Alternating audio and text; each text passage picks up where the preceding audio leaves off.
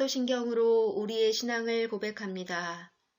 나는 전능하신 아버지 하나님, 천지의 창조주를 믿습니다. 나는 그의 유일하신 아들, 우리 주 예수 그리스도를 믿습니다. 그는 성령으로 잉태되어 동정녀 마리아에게서 나시고 본디오 빌라도에게 고난을 받아 십자가에 못 박혀 죽으시고 장사된 지 사흘 만에 죽은 자 가운데서 다시 살아나셨으며 하늘에 오르시어 전능하신 아버지 하나님 우편에 앉아 계시다가 거기로부터 살아있는 자와 죽은 자를 심판하러 오십니다. 나는 성령을 믿으며 거룩한 공교회와 성도의 교제와 죄를 용서받는 것과 몸의 부활과 영생을 믿습니다. 아멘.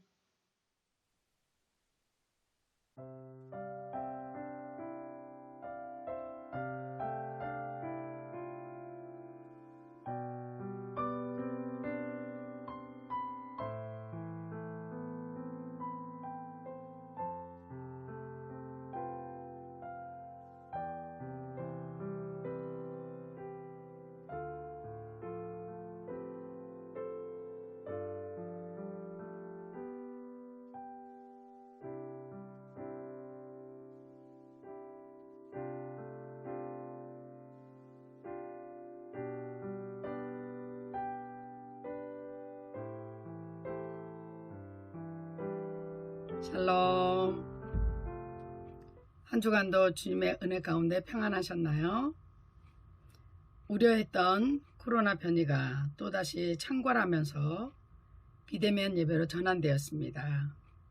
너무 안타깝긴 하지만 이렇게라도 영상 예배를 드릴 수 있음을 감사드리고, 비록 짧은 영상 예배이지만 주님 앞에 우리의 마음과 정성을 모아 함께 예배 드리겠습니다. 예배를 위해 잠깐 기도드리겠습니다. 주님, 이 시간 주님 앞에 예배 드릴 수 있음에 감사드립니다. 당신의 귀한 용사들 늘 안전하게 지켜주시고, 혹여나 코로나 변이로 고생하고 있는 우리 용사들 주님께서 친히 찾아가 주셔서 위로해 주시고 속히 회복시켜 주시옵소서. 그리하여 건강한 모습으로 맡겨진 모든 군 생활 잘 감당하게 하시고, 무엇보다도 더욱 주님 바라보고 주님께 기쁨이 되는 삶을 살아가도록 인도해 주시옵소서. 이 시간 연약하고 부족한 저에게도 우리 용사들에게 당신의 귀한 말씀을 잘 전할 수 있도록 당신의 매개체로 사용해 주시옵시고, 성령으로 충만함을 허락하여 주시옵소서. 예배 시종을 온전히 맡겨드리며 예수님의 이름으로 기도드립니다. 아멘. 우리가 보통 모세 오경이라고 하면 구약성경의 첫 번째 책인 창세기부터 출애굽기, 레위기, 민수기, 신명기까지 하나님의 종 모세에 의해 기록된 5권의 책을 의미합니다. 그렇다면 오늘 본문 말씀인 신명기의 뜻은 무엇일까요? 거듭할 신, 명할 명, 기록할 기. 하나님의 말씀이 너무나도 중요하기 때문에 거듭하고 거듭해서 잊지 말라는 뜻으로 기록한 책입니다. 히브리어로 야훼 엘로헤누, 야훼 엑하드의 뜻은 주님은 우리의 하나님이시고 주님은 한 분이시다라는 것을 의미합니다. 갑자기 한자와 히브리어가 나오니 너무 부담스러우시죠? 제가 왜 이렇게 서두를 시작하느냐면, 신명기는 기원전 13세기를 배경으로 펼쳐지는 이스라엘 백성이 40년의 광야 유랑 생활을 마치고 가나안 땅에 발을 들여놓으려고 하는 순간에 모세가 전해준 교훈입니다. 우리 용사들이 잘 알다시피 모세는 히브리 사람으로 태어났지만 어려서 애굽의 공주에게 입양되어 이집트 왕가에서 당대 최고의 특별한 궁중교육을 받으며 왕자 신분으로 부족함 없이 자랐습니다. 그러나 성장해보니 히브리 민족, 즉 자기 민족이 애굽 사람에게 학대받는 모습을 보고 자신도 모르게 자기 안에 내재되어 있던 히브리인의 본성이 드러나면서 분노가 폭발하여 그만 학대하는 애굽인을 때려 죽이고 맙니다. 하루아침에 애굽의 왕자 신분에서 쫓기는 살인자 신세로 전락해버린 모세는 기나긴 광야 생활을 거치게 되고 하나님은 떨기나무 사건을 통해 모세를 만나 주십니다. 그 후 하나님께서는 학대받는 히브리인들을 애굽에서 끌어내어 하나님이 지시한 땅 가나안으로 인도하실 것을 명령하십니다.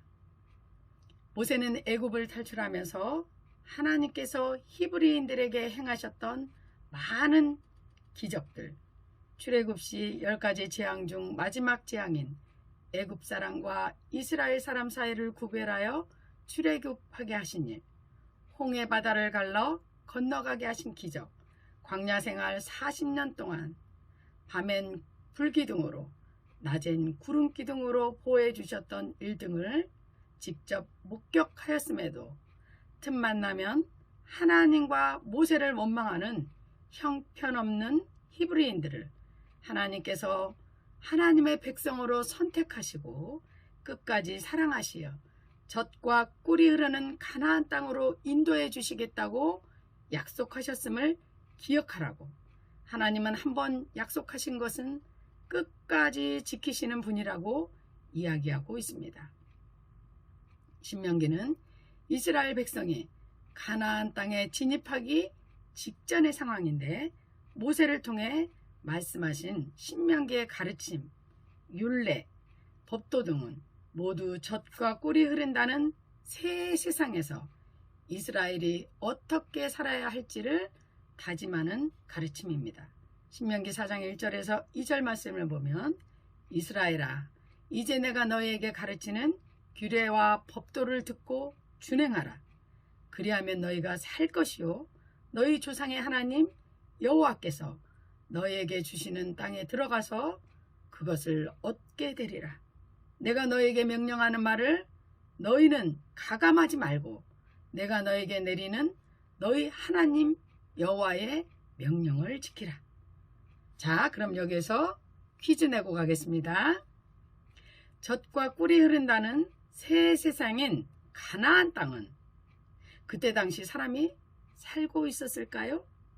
아니면 아무도 없는 곳이었을까요? 가나안 땅은 기후가 온화하고 천연자원이 풍부하여 사람이 살기에 아주 적합한 땅이었습니다. 이곳은 이미 에돔 사람, 즉 에서의 후손들이 살고 있었고 세상 풍조가 만연해 있으며 우상 숭배가 가득한 곳이었습니다. 그런데 이런 곳을 하나님께서 지정하여 이스라엘 백성을 인도하시고 그것에 정착하라고 명령하십니다. 그렇다면 이런 곳에서 어떻게 하나님의 백성으로 잘 살아갈 수 있을까요? 모세가 이스라엘에게 한 당부는 이스라엘은 가나안 사람처럼 살지 말고 가나안의 풍토에 젖어서 살아선 안 된다고 이야기합니다. 왜냐하면 이스라엘은 하나님이 선택하신 보배로운 백성이고 과거 목이 곧은 조상들이 그랬던 것처럼 하나님의 뜻을 잊거나 소홀히 해서는 안 된다는 것입니다. 가나안 땅에서 하나님의 백성으로 뿌리를 내릴 때 가나안 땅은 진정 이스라엘에게 풍요와 번영을 가져다 줄 것입니다.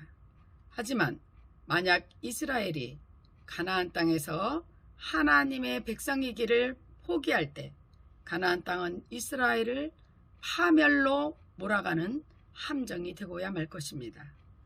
은총의 땅 가나안은 이스라엘이 어떻게 사느냐에 따라 생명의 동산이 되기도 하고 죽음의 수렁이 되기도 한다는 것입니다. 그러니 어떻게 살아야 땅을 선물로 주신 하나님의 뜻을 제대로 받들 수가 있을까요? 신명기 5장 8절에서 10절에서는 너는 자기를 위하여 새긴 우상을 만들지 말고 위로 하늘에 있는 것이나 아래로 땅에 있는 것이나 땅 및 물속에 있는 것에 어떤 형상도 만들지 말며 그것들에게 절하지 말며 그것들을 섬기지 말라. 나 내 하나님 여호와는 질투하는 하나님인즉 나를 미워하는 자의 죄를 갚되 아버지로부터 아들에게로 3, 4대까지 이르게 하거니와 나를 사랑하고 내 계명을 지키는 자에게는 1000대까지 은혜를 베푸느니라. 신명기는 이스라엘의 정체성이 무엇인지를 일깨워줍니다. 이스라엘이 누구인지를 알려줍니다. 나아가 이스라엘이 어떻게 살아야 할지 그 삶의 방향을 일깨워주고 있습니다. 하나님의 뜻이 하늘에서 이루어진 것처럼 어떻게 해야 땅에서도 이루어지는지를 알려주고 있습니다. 신명기는 이스라엘에게 하나님은 한 분이시고 이스라엘은 한 민족이며 하나님께 예배드리는 장소 또한 하나의 성소임을 가르쳐 주고 있습니다. 그래서 더 하나님 자녀답게 살아가라고 하나님께서 허락하신 축복을 받으며 살아가라고 말씀하고 계십니다. 그러기 위해서는 허투루 듣지 말고 세상 풍조에 휩쓸리지 말고 하나님의 명령을 목숨처럼 지키고 계속 반복하여 암송하라고 그 말씀을 후대에게도 전해서 그들도 하나님의 자녀로 축복받도록 가르치라고 말씀하십니다. 그렇다면 오늘 본문 말씀은 우리에게 어떤 교훈을 주고 있습니까? 하나님의 종의 입을 통해서 선포되는 말씀을 단순한 사람의 말로 받는 것이 아니라 하나님께서 오늘 내게 주신 명령으로 새기고 이러저러한 변명을 둘러댈 것이 아니라 어떤 희생과 대가를 치러서라도 하나님의 명령이기 때문에 반드시 순종하고 따르겠다는 결심과 실행을 의미합니다. 세상 풍조에 따르지 않고 세상에서 주는 쾌락, 물질적인 풍요로움, 세상에 주는 안락과 만족감, 이 모든 것들을 완강하게 뿌리치고 나의 하나님께만 순종하겠다는 거룩한 결심을 말합니다. 사랑하는 용사 여러분, 히브리 민족이 세상과 구분되었듯이 오늘 하나님의 부르심을 받은 크리스찬들은 세상과 분리된 삶을 살아야 합니다. 하나님의 말씀을 사랑하는 삶, 내 안에 계신 예수님을 기쁘게 하는 삶, 하나님께 드리는 예배를 귀히 여기는 삶, 하나님의 말씀을 사랑하고 순종하는 데서 오는 기쁨에 매료되는 삶, 그것이 오늘 우리에게 주는 교훈입니다. BC 1300년이면 오늘부터 따지면 약 3300년 전에 주어진 말씀입니다. 하나님께서 영원하신 것처럼 하나님의 말씀 또한 영원합니다. 오래전에 주어진 신명기 말씀은 오늘 우리에게도 동일하게 하나님의 백성들을 향한 하나님의 명령입니다. 하나님은 거듭하여 우리에게 명령하십니다. 세상에서 구별된 삶을 살아야 한다고 하나님의 명령을 최고의 명령으로 존귀히 여기라고 이 세상의 삶이 전부가 아니고 우리가 그토록 바라던 예수님과 함께하는 삶, 다시는 죄와 싸울 필요가 없는 천국에서의 삶, 하나님과 영원히 동거할 수 있는 천국에서의 삶이 우리를 기다리고 있다고 말씀하고 계십니다. 어느 누구나 구원받기는 쉽습니다. 그러나 하나님의 사람으로 살아가는 것은 쉽지 않습니다.